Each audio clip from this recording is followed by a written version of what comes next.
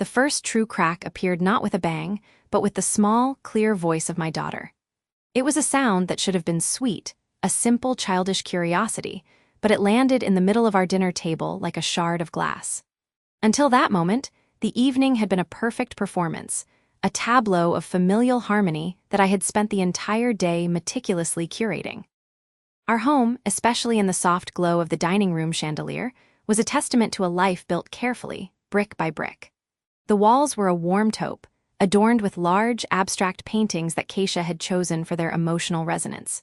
The mahogany table, polished to a high sheen, reflected the delicate crystal stems of the wine glasses and the bone-white china that was used only for special occasions. Though Joyce's weekly visits were a regular occurrence, I still treated them as such. The air smelled of braised short ribs and rosemary, a scent I associated with success, with stability. It was a fortress against the chaos of the world, and I was its chief architect. Yet, whenever my mother crossed its threshold, I felt the foundations tremble, just slightly. Joyce sat opposite me, her hands folded neatly in her lap. She was always so still, so contained. She had dressed up for dinner, as she always did, in a simple lavender cardigan and a string of pearls. The pearls were real, a relic from my father, a man whose memory was a faded photograph in all our minds. She smiled at something Keisha was saying about a new client at the firm, but her eyes, the same shade of warm brown as my own, held a distance, a quiet observation that missed nothing. Keisha was in her element, the brilliant hostess, her laughter like the chime of fine crystal. She was beautiful, formidable in a silk blouse the color of champagne. She had orchestrated this life for us, and I was grateful for it. Every promotion I earned, every bonus, was another layer of insulation she applied to our world, protecting us, protecting Maya. She reached across the table and squeezed my hand, her touch a familiar anchor. "Marcus was just made lead on the Henderson account," she announced to my mother, her voice brimming with pride. "It is the biggest project the firm has seen this year." "That is wonderful, son," Joyce said, her voice soft but clear. "Your father would have been so proud." She always said that, and every time, it felt like a gentle pressure on a bruise I could not quite locate. It was then that Maya, who had been pushing her green beans around her plate with a thoughtful frown, looked up. Her big, earnest eyes moved from Keisha to me, then settled on Joyce. "How come Grandma Joyce does not live with us?" she asked, her tone full of genuine, uncomplicated logic. "Lily's grandma lives with her. They have a whole basement apartment with a little kitchen and everything. They watch movies together every night." The silence that followed was not merely an absence of sound. It was a physical presence, thick and heavy, smothering the clatter of cutlery and the gentle hum of the central air conditioning. I felt my knife freeze in my hand, hovering over the bone of the short rib. I could not bring myself to look at my mother. Instead, I stared at the intricate grain of the wood table, as if I might find an escape route mapped in its lines. Keisha was the first to move, the first to speak. She laid her fork down with a precise, delicate click. A smile stretched across her face, a beautiful, practiced arrangement of lips and teeth that did not reach her eyes. Those eyes, usually so sharp and confident, darted toward me for a fraction of a second, a silent warning. "Oh, honey," she said, her voice syrupy sweet, a tone she used to dismiss things she deemed unimportant. "That is a different kind of family. Our house is just right for the three of us. It is perfect the way it is." The words were a guillotine. They severed the conversation with a finality that left no room for argument. "Perfect the way it is." The phrase echoed in the ringing quiet. It was a statement about our home, but it felt like a judgment on everything else, on the very idea of my mother's place within it. It was a defense of the world she had built, a world that had no spare room for a grandmother in the basement. I forced myself to chew the food in my mouth, but it had turned to ash. I knew I should say something, anything. A joke to lighten the mood, a gentle correction to Maya, a reassurance to my mother. But my tongue was leaden. The weight of Keisha's expectation, the fear of disrupting the perfect surface of our life, held me mute. I was a man who commanded boardrooms, who made decisions that affected millions of dollars, yet at my own dinner table I was paralyzed. I could feel my mother's gaze on the top of my bowed head. I could feel the hurt radiating from her, a cold energy that contradicted the warmth of the room. When I finally risked a glance, Joyce was not looking at me. She was looking at her hands, now folded tightly on the tablecloth. A faint, sad smile touched her lips, a ghost of the one she had worn earlier. The quiet dignity she maintained was a shield, but I could see the wound beneath it. I had seen it before. It was the same look she had on the day we moved her out of the house I grew up in, into the tidy, impersonal senior living apartment Keisha had researched so thoroughly. "It has so many amenities, Marcus," she had said. "She will be much less lonely there." "I think," Joyce said, her voice barely more than a whisper, yet it cut through the silence, "I am feeling a little tired tonight. It has been a long week. Would you mind terribly if I excused myself a little early?" Keisha was instantly the concerned daughter-in-law. "Of course not, Joyce. Are you feeling all right? Can I get you anything?" No, I am quite fine, just a need for an early night. Dinner was delicious, Keisha, truly." She pushed her chair back slowly, the legs making a soft scrape on the hardwood floor. She leaned down and kissed Maya on the top of her head. "Good night, my sweet girl." She walked around the table, pausing behind my chair. I felt her hand rest lightly on my shoulder for a moment. It was not an accusatory touch, not a demanding one. It was just there, a mother's touch. Then it was gone. She did not say good night to me. She simply walked out of the dining room, and a moment later, I heard the soft click of the guest bathroom door closing down the hall. The performance was over. The table felt cavernous without her. Keisha let out a small, sighing breath, a sound of relief mingled with irritation. "Well," she said, picking up her wine glass, "I do wish she would try to be more engaged. Maya was just asking a simple question." I could not answer. I could only stare at the empty space where my mother had been, at the pristine place setting that seemed to accuse me. The chandelier light glittered off her unused dessert fork, a tiny, sharp beacon of the evening's failure. The crack was no longer invisible. It was a fissure running right through the center of my perfect table, my perfect house, my perfect life.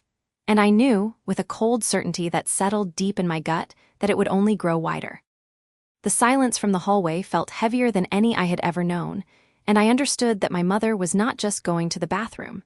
She was retreating from a battle I did not even have the courage to acknowledge was being fought.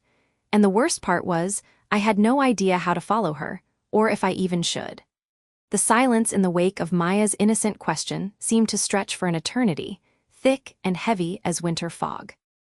It was not just a silence of words, but a silence of the heart, and it settled deep within me. I watched my son's face, a mask of practiced neutrality, and I saw the ghost of the boy he had been, the one who would have leaped to my defense with a fierce and loving pride. But that boy was long buried. And Keisha's answer, that cool, dismissive assessment of my life as something simple and insignificant, was not just an answer for Maya.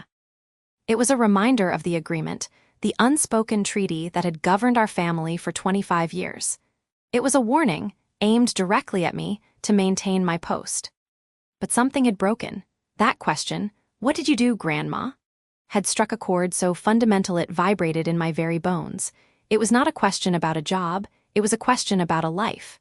And I realized, with a clarity that was both terrifying and liberating, that I was tired of being a supporting character in someone else's story. My son was a successful man, yes, but he was a stranger to me. His success had been built on a foundation of my absence, and I could no longer bear the weight of that sacrifice. I had protected him for so long, but who had been protecting me?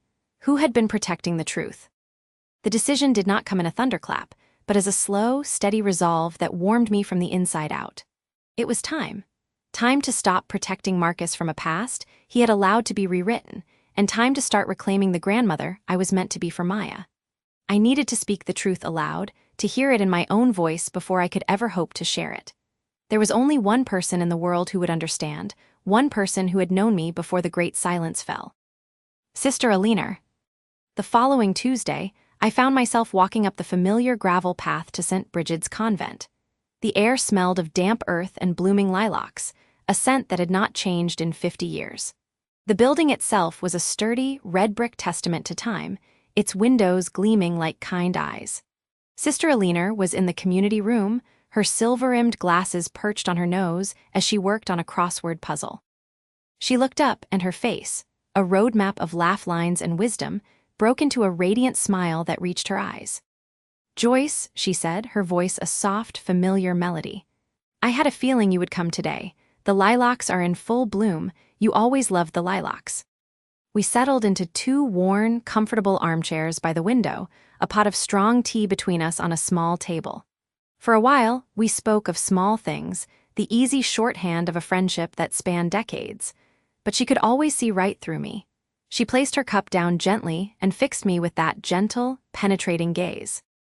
"Now, Joyce," she said softly, "you are carrying a great weight. I can see it in your shoulders. You can set it down here. This room has heard many confessions, and it has never betrayed a single one." And so I began. The words did not come easily at first. They were rusty from disuse, tangled with the thorny vines of old pain. I started with Maya's question, with the chilling finality of Keisha's response. She made my life sound like a footnote, Alina, something quaint to be acknowledged and then forgotten. And Marcus, he just sat there, he did not say a word. I took a shaky breath. But the real story begins 25 years ago, when Marcus got that acceptance letter. I closed my eyes and I was back there in our small but proud living room.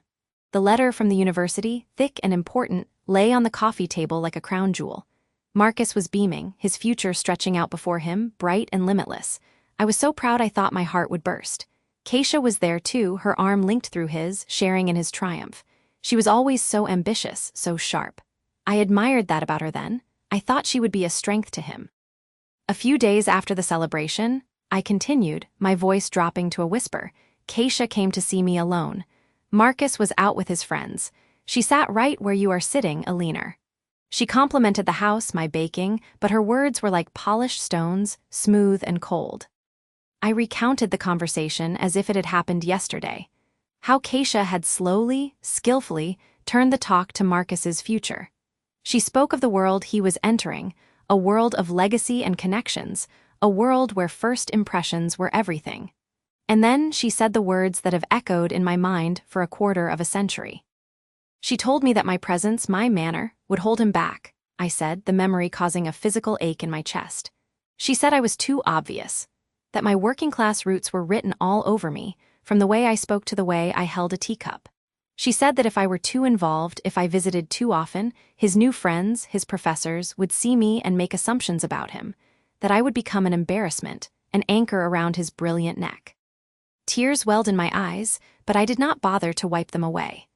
Alina reached over and placed her warm, wrinkled hand over mine. She did not say it cruelly, I explained, though the distinction felt meaningless. She said it as a fact, a simple, unpleasant truth that we had to face for his own good.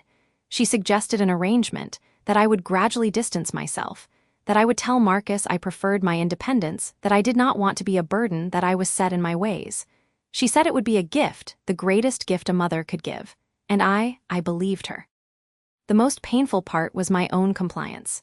I described the terrible conversation with Marcus, how I had lied to him, weaving a story about wanting my own space, about not wanting to smother him. I saw the confusion in his eyes, the hurt, but he had accepted it. He was so in love with Keisha, so dazzled by the future she painted for them, that he accepted my fabricated need for distance. And with every passing year, as his career soared, the distance grew from a chosen space into a cavernous gap. My sacrifice had worked.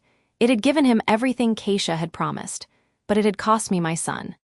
"I have been a ghost in his life, Alina," I whispered.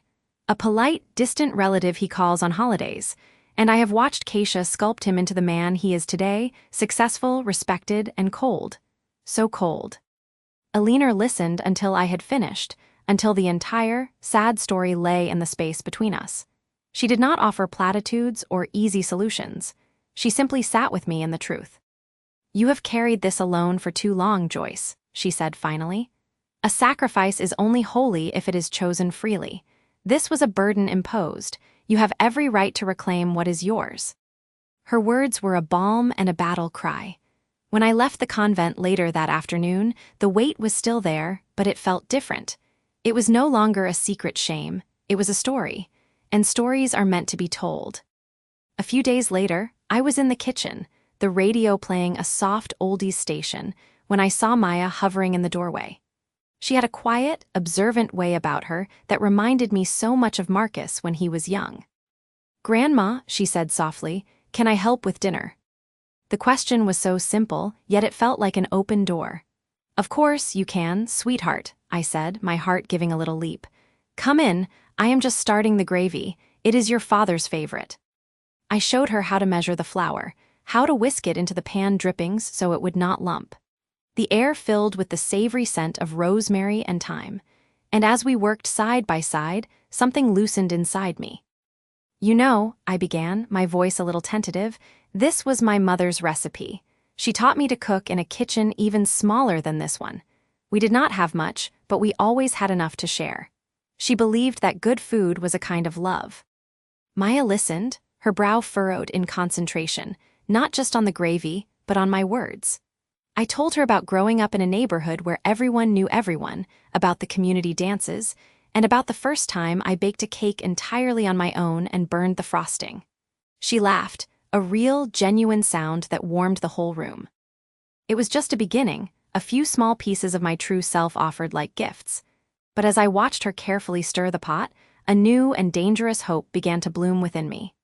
This bond, this genuine connection, was everything I had missed with Marcus.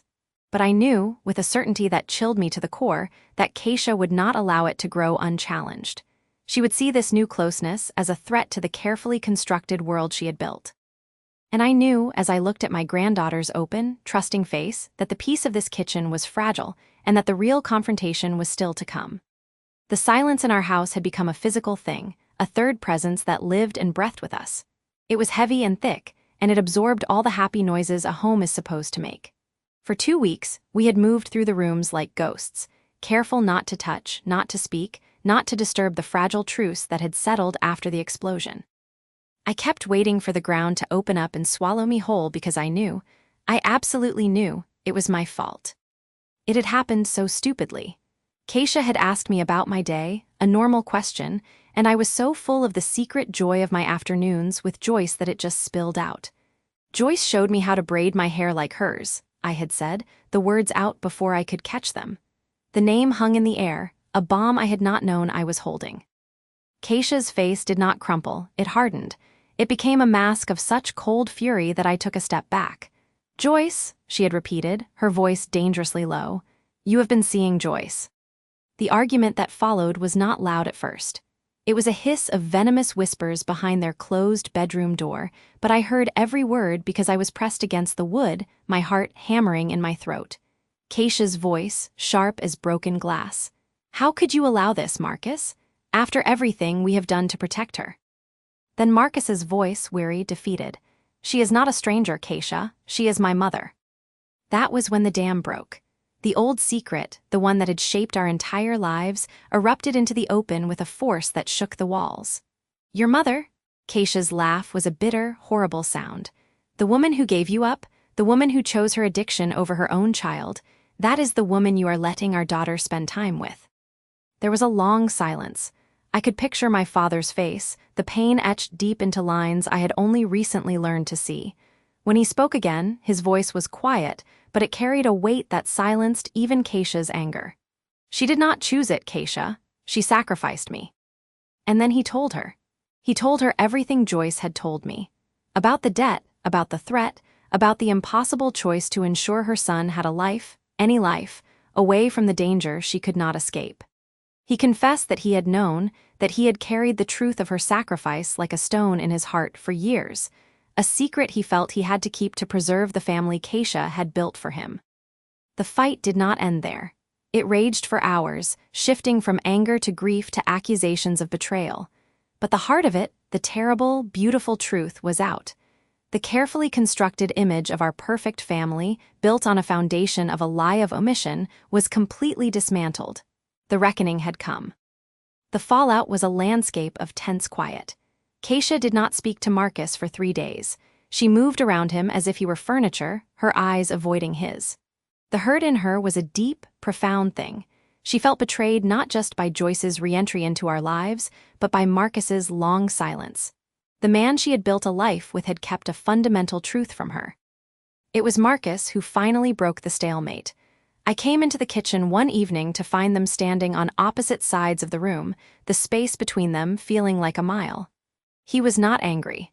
The guilt had hollowed him out, leaving behind a deep, aching sorrow. "Keisha," he said, his voice raw, "I am not asking you to forgive her. I am asking you to understand what I have come to understand. Every birthday party you threw for me, every Christmas morning, every school graduation, it was a gift she could never give me.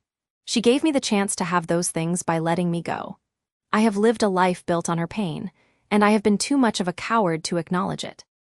He was crying then, quiet tears that tracked down his face. I am so sorry for the pain this has caused you. You have given me everything. But she gave up everything. Keisha did not move, but I saw her shoulders slump. The anger seemed to drain out of her, leaving only a weary sadness. She did not say anything, but she did not leave the room. It was a start. The resolution, when it came, was not a neat, happy ending. It was messy and difficult and real. It was Keisha, after another long, silent day, sitting down with Marcus and me at the dinner table and saying, "She can stay here, for a while." It was not an invitation born of obligation, but the first step in a slow, painful process. Joyce moved into the guest room the next day, her movements hesitant, her eyes constantly checking Keisha's face for permission.